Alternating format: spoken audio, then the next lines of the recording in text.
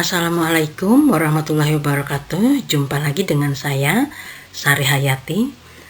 Oke, sebelum kita melanjutkan ke materi, silahkan kalian like, share, dan subscribe video ini agar kalian tidak ketinggalan video-video berikutnya.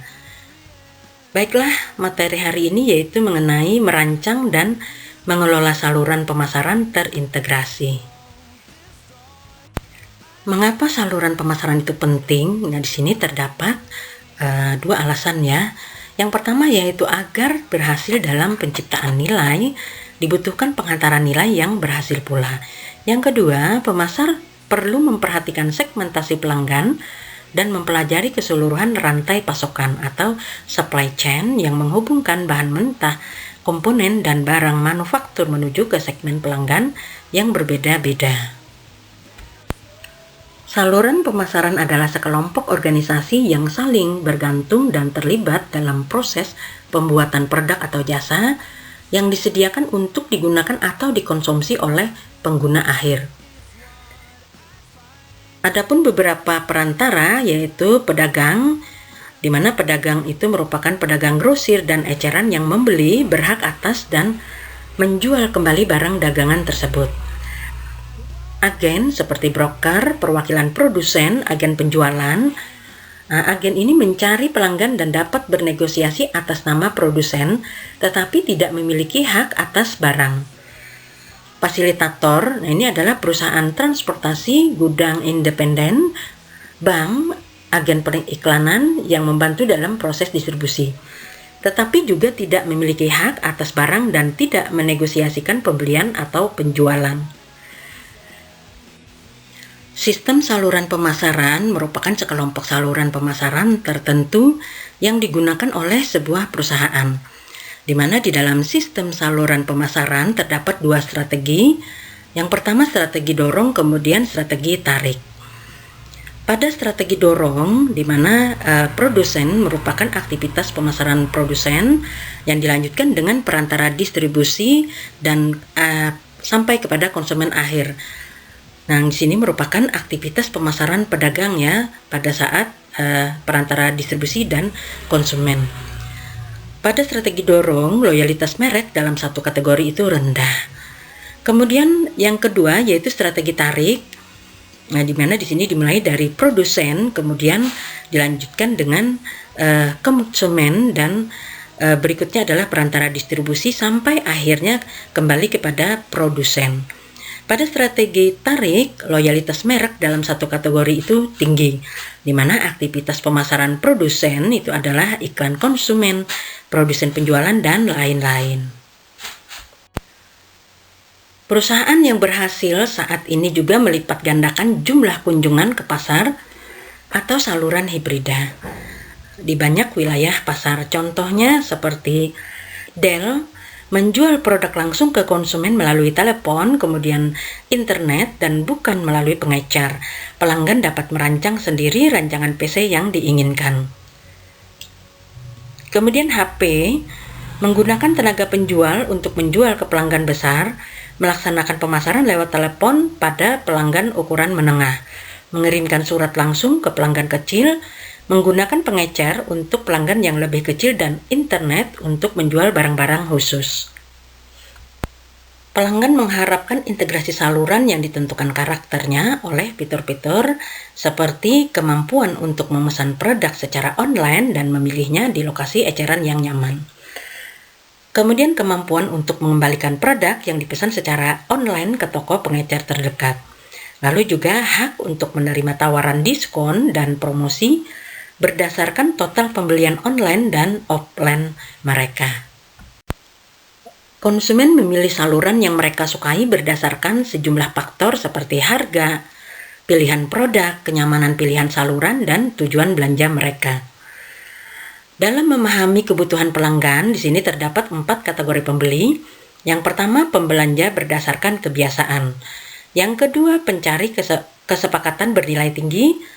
Yang ketiga, pembelanja yang mencintai keragaman. Yang keempat, pembelanja dengan keterlibatan tinggi. Fungsi anggota saluran pemasaran yaitu mengumpulkan informasi tentang pelanggan potensial dan pelanggan saat ini, pesaing, serta pelaku dan kekuatan lain dalam lingkungan pemasaran. Mengembangkan dan menyebarluaskan komunikasi persuasif untuk mendorong pembelian. Mencapai kesepakatan harga dan persyaratan lain sehingga transfer kepemilikan dapat dipengaruhi. Berikutnya memesan kepada produsen ya. Lalu juga mendapatkan dana untuk membiayai persediaan pada berbagai tingkat dalam saluran pemasaran. Mengasumsikan risiko yang berhubungan dengan pelaksanaan pekerjaan saluran. Menyediakan penyimpanan dan pergerakan dari produk fisik secara lancar.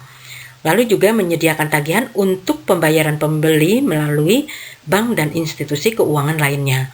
Terakhir, mengawasi perpindahan kepemilikan sebenarnya dari satu organisasi atau orang ke organisasi atau orang lain.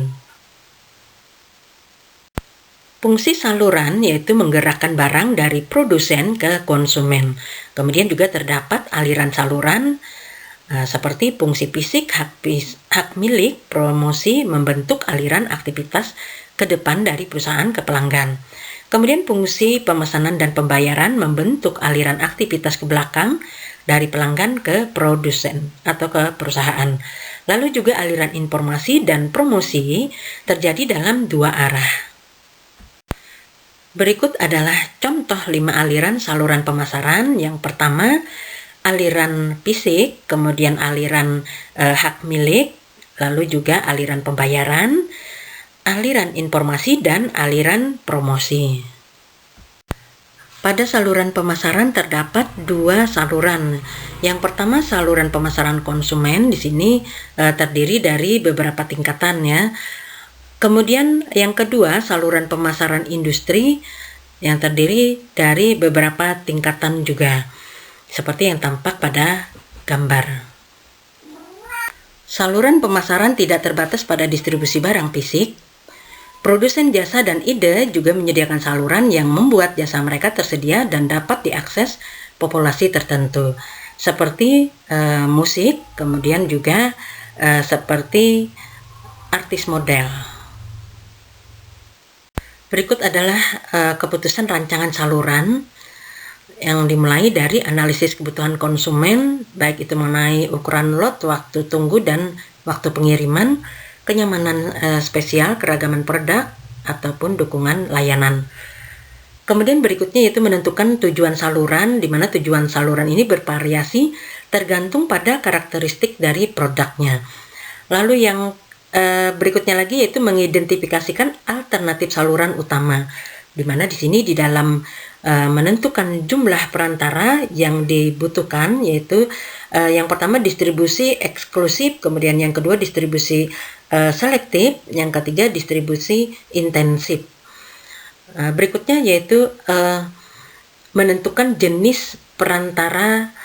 Yang pertama yaitu pedagang, apakah dia itu agen, pedagang, atau fasilitator.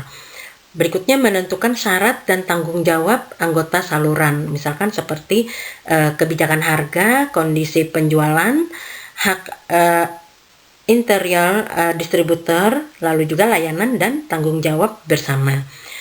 Nah, berikutnya mengevaluasi alternatif saluran utama. Nah, di sini masing-masing saluran alternatif perlu dievaluasi terhadap kriteria ekonomi, kemudian juga terhadap kriteria kendala dan adaptif. Oke, berikutnya yaitu nilai tambah vs biaya dari berbagai saluran. Nah, di sini terdapat grafik ya yang menggambarkan nilai tambah penjualan dan juga biaya per transaksi. Jika panah itu menunjukkan ke bawah, berarti nilai tambah penjualan itu rendah. Nah, kemudian jika panah itu menunjukkan ke atas, maka nilai tambah penjualan itu semakin tinggi. Lalu juga pada biaya per transaksi, jika panah itu mengarah ke kiri, maka biaya per transaksinya itu semakin rendah. Nah, tetapi jika arah panah itu ke kanan, semakin ke kanan, maka biaya per transaksinya itu semakin tinggi. Di sini terdapat 3 saluran ya, saluran pemasangan langsung yang terdiri dari internet, pemasaran jarak jauh, dan juga toko eceran. Kemudian saluran tidak langsung itu adalah distribusi. Yang ketiga, saluran penjualan langsung, yaitu rekanan nilai tambah dan juga tenaga penjualan. Nah, artinya di sini biaya semakin tinggi ya. Kemudian juga nilai tambahnya akan mengikuti, semakin tinggi juga. Semakin tinggi nilai tambah penjualan, maka akan diikuti dengan semakin tinggi juga biaya per transaksinya. Ini adalah tabel integrasi saluran pemasaran grid hibrida. Nah, di mana di sini terdapat saluran dan metode pemasaran, kemudian juga tugas menghasilkan permintaan. Nah, di dalam tugas menghasilkan permintaan terdapat informasi komunikasi yang lebih baik, mensirkulasikan komunikasi, mencapai kesepakatan harga, kecepatan pesanan, mendapatkan dana untuk persediaan, mengasumsikan risiko, memfasilitasi penyimpanan dan pergerakan produk, memfasilitasi pembayaran, meninjau syarat kepemilikan.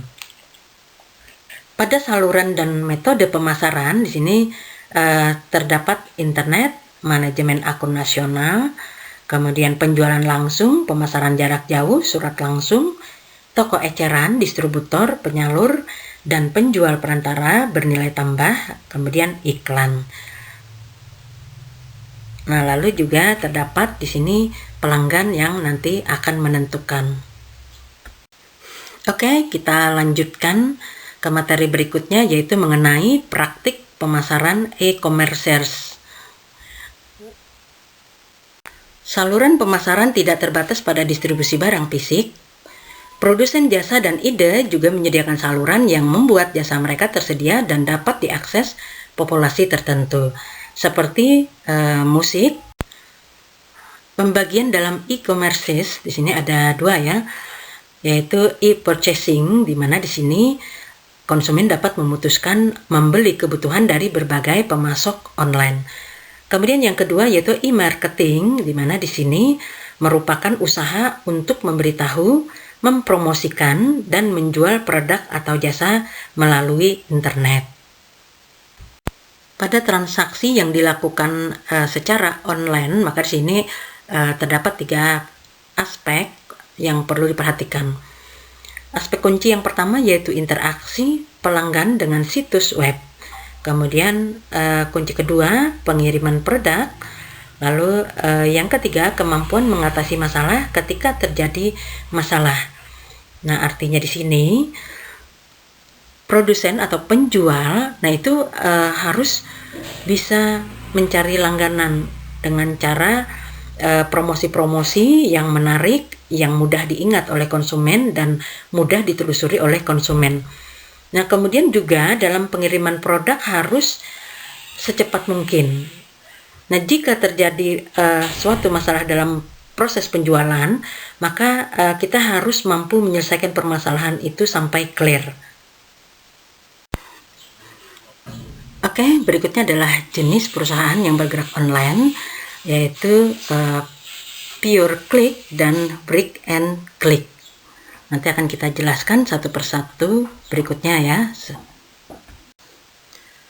Pure click atau klik murni, nah itu merupakan sebuah perusahaan yang meluncurkan situs web tanpa keberadaan sebelumnya sebagai perusahaan.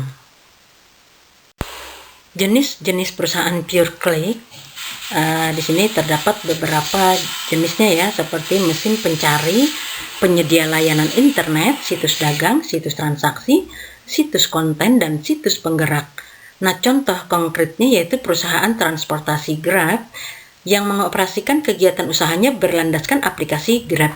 Ada beberapa faktor yang mempengaruhi kesuksesan dari e-commerce. Yang pertama yaitu pengoperasian situs web yang efektif.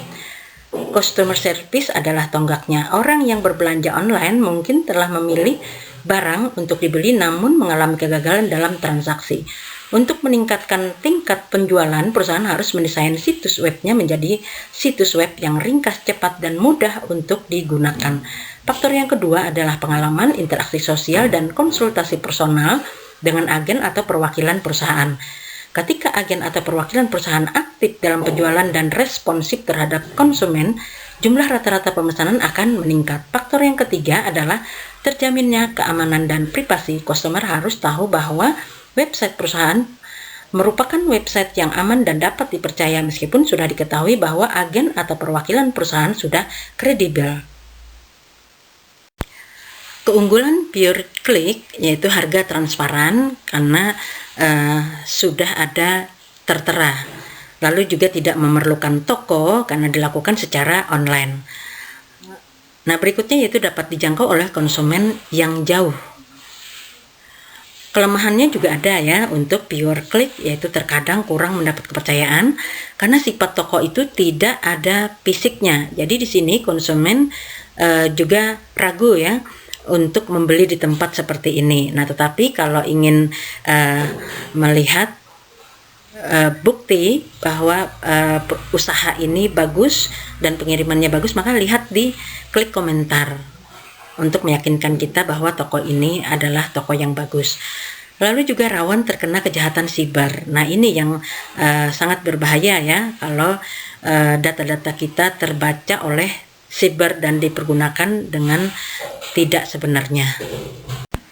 Break and click atau bata dan klik, nah ini dapat dikatakan perusahaan ini menggunakan internet sebagai saluran distribusi tambahan. Perusahaan bata and click tercipta karena adanya kekhawatiran bahwa penjualan online akan menyebabkan konflik saluran dengan pengecer selain online.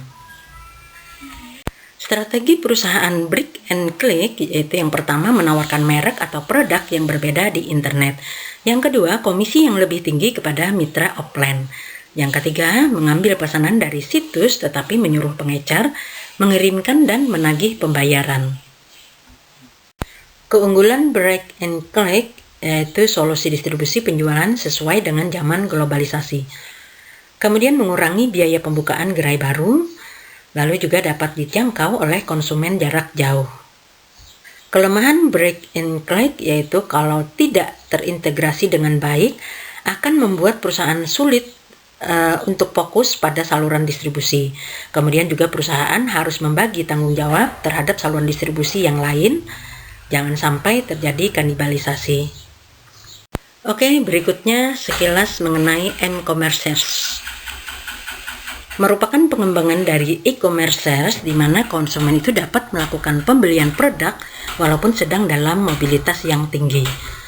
Lalu juga pada era mobile itu tidak lagi e-commerce dilakukan dengan hanya duduk di depan komputer, tetapi bisa di mana saja ya. Handphone, PDA, tablet, laptop dapat digunakan sebagai sarana pembelian online yang memiliki mobilitas tinggi. Misalkan kita ingin berbelanja melalui sebuah situs seperti berniaga.com. Begitu kita mengklik, maka akan muncul fasilitasnya, gambarnya dan juga harga.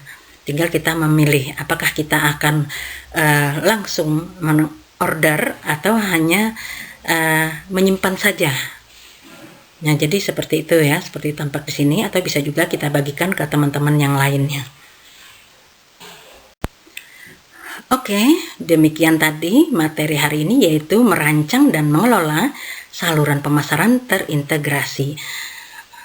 Jangan lupa like, share, dan subscribe video ini agar kalian tidak ketinggalan video-video berikutnya. Wassalamualaikum warahmatullahi wabarakatuh.